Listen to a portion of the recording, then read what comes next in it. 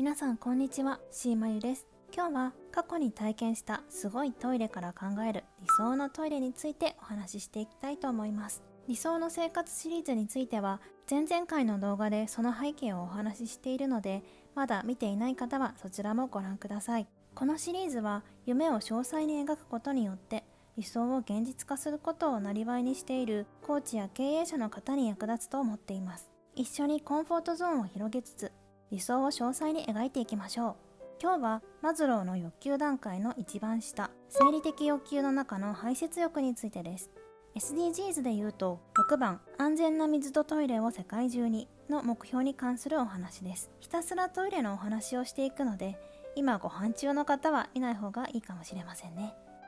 それではまずは現在の日本のトイレと私の衝撃体験をお話ししていけたらと思います。日本の平均的な人で考えると水洗トイレ付きの家に住んでいるのが一般的ではないでしょうか。でも日本に住んでいる人の中にも水洗トイレがまだ家や近所にないという人たちも少なからずいます。ちなみに私の現状は住んでいるのが東京の23区内なので、近所のビルやショッピングモールのトイレは最先端ですが、家はウォシュレットなど何もついていないユニットバスの水洗トイレなので、家だけで考えると前々回の動画の食事と同じく平均的な日本人のちょっと下あたりだと思います。私の過去の経験で言うと一番衝撃だったのは中国に旅行に行った時でした。中国の四川省に九寨溝という水の色がエメラルドグリーンで感動的に綺麗な湖があるんですが、そこに行った時の体験です。富士山よりも標高の高い山にその湖があるんですけど、そこの途中のトイレが本当にすごかった。それらしい画像がないので分かりづらかったら申し訳ないんですが、女子トイレの部屋に入るとドアも仕切りも何もなくて、ただ長い一本の溝が通路を挟んだ両側に掘られているだけでした。みんな普通にその溝をまたいで用を足しているんです。いや待って、隠すっていう概念ないのという感じでした。温泉的なノリなのかな。これなら茂みの中でした方が良くないっていう感じでした。せめてもの救いは男女別っていうことぐらいですかね。幸い感染症などにかかることもなく帰国できたので良かったです。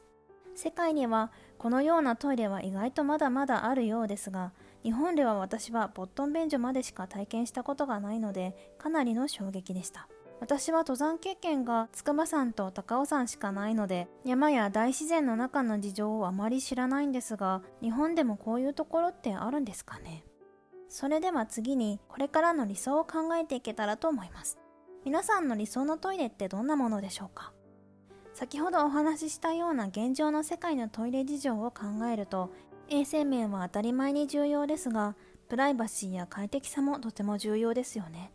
そういう意味では私は正直今ある日本の最先端のトイレが最強だと思っています。便器で言うと便座ヒーター、ウォシュレット、音姫、節水機能、蓋の自動開閉、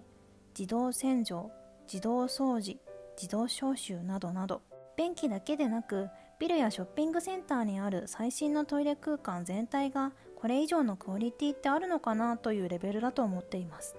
完全にプライバシーの守られている個室、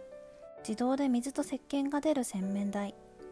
今はコロナで使えませんが自動で風が出るハンドドライヤー、別で備え付けられているパウダールーム、東京オリンピックでも海外の人たちが感動したというニュースが出るくらい、日本のトイレのクオリティは本当にすごいと思っています。なので日本の最新クオリティのトイレが自分の住む家も含め日本中世界中に普及してくれるのが一番理想かなと思います。あと強いて言うなら、基本的には女性ならではのお話にはなりますが、生理用ナプキンのサブスクサービスがあるともっといいなと思っています。月経血コントロールといって月経で出る血を自分でコントロールしてトイレで出すということができる人がいるんですが、それをできる人は現代の日本人ではまだごくわずかで、私も同じく現状できません。なので生理中はどうしてもナプキンを持ち歩かなければいけないんですが、それが正直面倒だと思う人は多いはずです。なのでナプキンが外出先のトイレに置いてあるとすごく便利だなと思うんです。急に生理になってナプキン持ってないという時でも困らないので、コンビニにも売ってはいますが、家にはまだいっぱいあるのに出先に持ってきていないだけという場合は、買い足すと買い置きが増えて邪魔なんですよね。たまにナプキンをワンコインで売っているトイレもありますが、